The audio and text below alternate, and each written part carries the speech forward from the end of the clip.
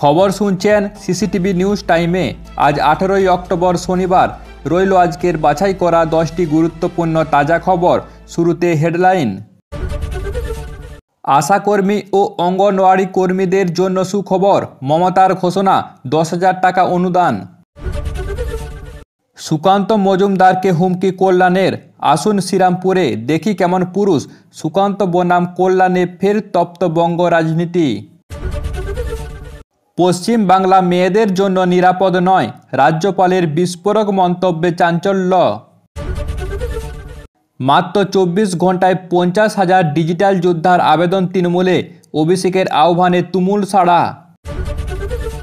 পাকিস্তানে ফের রক্তঝরা হামলা, সেনাঘাঁটিতে আত্মঘাতী বিস্ফোরণে নিহত 7 জওয়ান।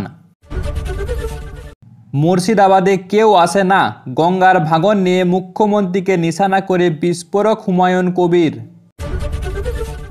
কালী পুজোর আগে বাংলায় ফের বৃষ্টির অ্যালার্ট, আবহাওয়ার নতুন বার্তা আলিপুরের। বাংলার ভোটের আগে এসআইআর হবেই, মমতার মন্তব্যের জবাবে কড়া বার্তা অমিত শাহের। প্রতিদিনের সঠিক ও নির্ভরযোগ্য খবর পেতে সাবস্ক্রাইব করুন সিসিটিভি নিউজ টাইম চ্যানেলটি। এবং আপনারা পশ্চিমবঙ্গের কোন জেলা থেকে ভিডিওটি দেখছেন কমেন্ট করে অবশ্যই জানাবেন। চলুন এবার খবরের বিস্তারিত জেনে নেওয়া যাক।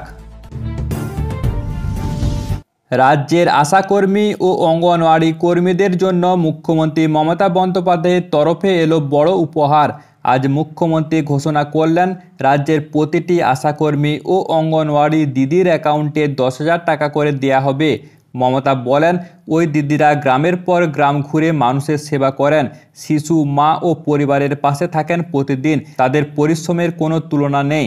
তিনি আরও জানান, ওই টাকার মাধ্যমে কর্মীরা চাইলে একটি স্মার্টফোন কিনতে পারবেন, যাতে কাজের খোঁজখবর, রিপোর্ট ও যোগাযোগ আরও সহজ হয়।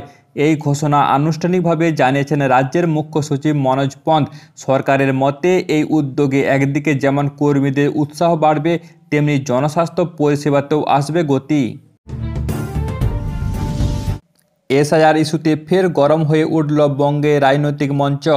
কেন্দ্রীয় মন্ত্রী ও বালুরঘাটের সাংসদ সুকান্ত মজুমদারের মন্তব্য ঘিরে তৃণমূল ও বিজেপির মধ্যে শুরু হয়েছে প্রবল বাকযুদ্ধ। তৃণমূল সাংসদ কল্যাণ বন্দ্যোপাধ্যায় কড়া ভাষায় আক্রমণ করেন সুকান্তকে। তিনি সরাসরি চ্যালেঞ্জ ছুড়ে বলেন, আসুন শ্রীরামপুরে দেখি কেমন পুরুষ।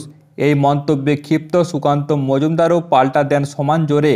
বলেন, একজন সাংসদ কেন্দ্রীয় মন্ত্রীকে গুলি করার হুমকি দিচ্ছেন, এদের এখন বৃদ্ধাশ্রমে পাঠানো উচিত। তিনি আরও ঘোষণা করেন, আমি কালই যাচ্ছি ওর এলাকায়, দেখি না কেমন করে থামায়, কত বড় বাপের বেটা দেখে নেব। রাজনৈতিক মঞ্চে এখন একটাই প্রশ্ন, সুকান্ত কি সত্যি শ্রীরামপুরে যাচ্ছেন, নাকি এই চ্যালেঞ্জের নতুন অধ্যায় শুরু হতে চলেছে বাংলার রাজনীতিতে? বিরোধীদের সঙ্গে ডিজিটাল লড়াইয়ে এবার মাঠে নামছে তৃণমূল। বৃহস্পতিবার দলীয় সভা থেকে অভিষেক বন্দ্যোপাধ্যায় আহ্বান জানিয়েছিলেন, আমাদের দরকার ডিজিটাল যোদ্ধা, যারা সোশ্যাল মিডিয়ায় সত্যটা পৌঁছে দেবে মানুষের কাছে। আর এই আহ্বানে যেন ঝড় উঠেছে অনলাইনে। দলের সূত্রে খবর, মাত্র 24 ঘন্টায় প্রায় 50,000 কর্মী ও সমর্থক নিজেদের নাম নথিভুক্ত করেছে এই ডিজিটাল প্রচারের অভিযানে।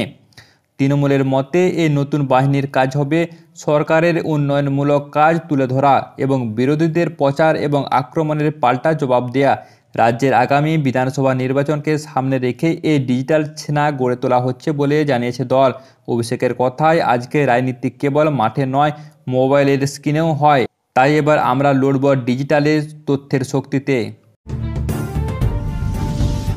আফগানিস্তানের সঙ্গে সংঘর্ষ বিরতির মধ্যেই ফের রক্তাক্ত পাকিস্তান। শুক্রবার সকালে খাইবার পাখতুনখোর প্রদেশের উত্তর ওয়াজিরিস্তানে ভয়াবহ আত্মঘাতী জঙ্গি হামলায় কেঁপে উঠল পাকিস্তানের সেনাঘাঁটি। চোখে ধুলো দিয়ে একদল জঙ্গি বিস্ফোরণ বোঝাই গাড়ি নিয়ে ধাক্কা মারে ঘাঁটির দেওয়ালে। মুহূর্তের বিস্ফোরণে কেঁপে ওঠে আশেপাশের এলাকা। এই হামলায় অন্তত 7 জন পাক জওয়ান নিহত হয়েছে, আহত হয়েছে আরও 13 জন। স্থানীয় সূত্রের দাবি, বিস্ফোরণের শব্দে গোটা এলাকা থমকে যায়। পাক সেনা অবশ্য দাবি করেছে হামলার পর দ্রুত ব্যবস্থা নেওয়া হয় এবং সব জঙ্গিকেই হত্যা করা হয়েছে। বিশেষজ্ঞদের মতে আফগান সীমান্ত ঘেরা ওই এলাকায় বারবারই সক্রিয় হয়েছে তালিবান ঘনিষ্ঠ গোষ্ঠী ও চরমপন্থীরা। ফের বিতর্কের কেন্দ্রে তৃণমূল বিধায়ক হুমায়ুন কবির। বেলাগাম ভরতপুরের ওই বিধায়ক এবার সরাসরি নিশানা করলেন রাজ্যের মুখ্যমন্ত্রী মমতা বন্দ্যোপাধ্যায়কে। গঙ্গা ভাঙন ইস্যুতে ক্ষোভ উগরে দিয়ে তিনি বলেন, 3 মাস ধরে লাগাতার গঙ্গা ভাঙন চলছে, অথচ সরকারের কোনো নজর নেই। তার কটাক্ষ, উত্তরবঙ্গে বিপর্যয় ঘটলেই সবাই ছুটে যায়, কিন্তু মুর্শিদাবাদে কেউ আসে না। আমরা কি আলাদা রাজ্যে বাস করি? হুমায়ুন আরও বলেন, আমরা নিজেদের মধ্যে লড়াই করি বলে কেন্দ্রে হোক বা জনপ্রতিনিধি, দায় সবাই এড়িয়ে যায়। এখন সময় এসেছে সাধারণ মানুষকে ঐক্যবদ্ধ হওয়ার। রাজনৈতিক মহলে এখন গুঞ্জন, হুমায়ুনের এই মন্তব্য কি দলের অন্দরে নতুন অস্বস্তি তৈরি করবে, নাকি এটার পর পরবর্তী রাজনৈতিক পদক্ষেপের ইঙ্গিত? অক্টোবরের মাঝেই ফের আকাশে কালো মেঘের ঘনঘটা। আলিপুর আবহাওয়া দপ্তর জানাচ্ছে, শনিবার থেকে উত্তর ও দক্ষিণ 24 পরগনায় শুরু হতে পারে বজ্রবিদ্যুৎ সহ বৃষ্টি। রবিবারও ছাড় নেই। 24 পরগনার পাশাপাশি পূর্ব মেদিনীপুরেও ঝড় বৃষ্টি হতে পারে।